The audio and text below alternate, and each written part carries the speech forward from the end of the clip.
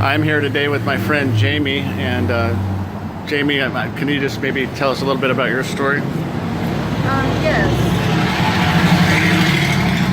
My name's Jamie Hines, and my story is one from a standpoint of a woman that has been, I don't know, I was a stay-at-home mother for a lot of years. I had 5 kids. I had a 14-year relationship, and when that fell apart, then I fell apart.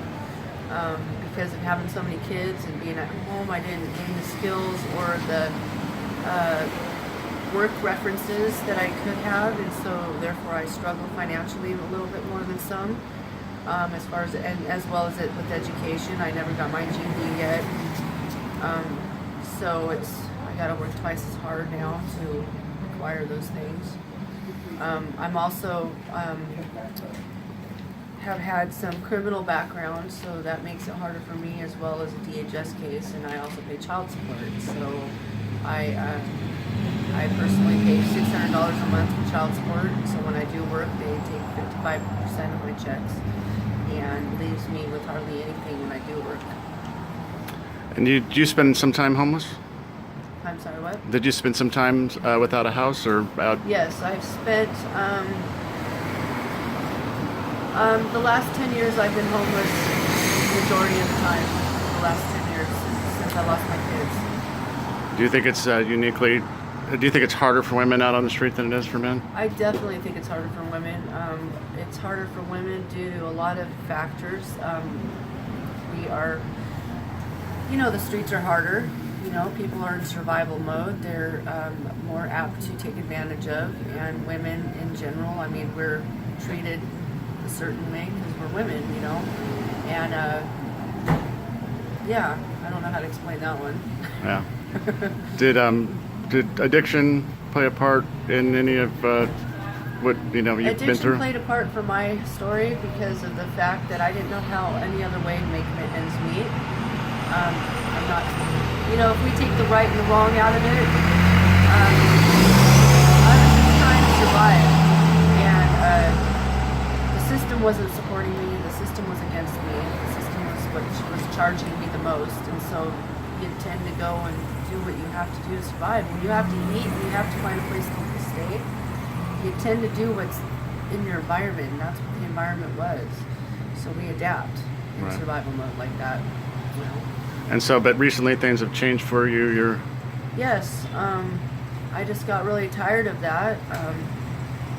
I'm not sure where I found my motivation, but I did. I found a spark of fire, and I just decided to change that, and I cleaned myself up. I got 2 jobs now, and like I said, I have to work twice as hard, so I got 2 jobs to work twice as hard so I can make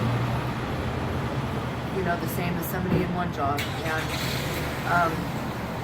I got myself into a halfway house, and I had to have a clean way to do it, so I turned my direction around, and not everybody can do that, though. I think that there's a lot of people that have little less ability than me due to disabilities that I don't have. Not saying I couldn't, and not saying that I couldn't acquire continuing addiction out here on the street. There's like, for instance, dope-induced schizophrenia and such. So I'm one of the lucky ones, but I'm one of the very few. Do you see a lot of mental health issues with people on the street? Lots of mental health issues out here. Do you think there's a good structure for catching those people? No, I don't think that there's a lot of support. I think there's a lot of judgment on that. There's the community itself that kind of looks at people, and it's like, put them under the rug, put them out of sight, because there's a lot of image issues out here. Yeah. Why do you think the public or just like people around the community are so insensitive to mental health issues? Lack of putting yourself in other shoes. Yeah. And that's where I'm one of the ones that, because I've been on both sides, I would like to also advocate for those that can't advocate for themselves, because I think we all have a responsibility to protect those that can't protect themselves. True that. So you said something about Provoking Hope. What's that organization, and what did they do for you? Provoking Hope is an agency that their sole desire is to have a nonprofit treatment center in the future. It's the idea to take the so nonprofit means anybody can have treatment, not just somebody with insurance or with money. Everybody deserves treatment, everybody deserves help, and everybody deserves the ability to tap into the resources that are available. Not everybody knows how to do that, and so this is where we can go and we can tap into those, unknown factors. And I used to be a volunteer there, so I happen to know about it. And,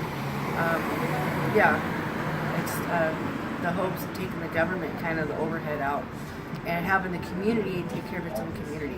Nice, I like that. Well, I want to continue this conversation, but in the meantime, thank you for today. Thank you. And would you be willing to do some more in the future as Yes. well? All right, we'll do it. Awesome. Take care.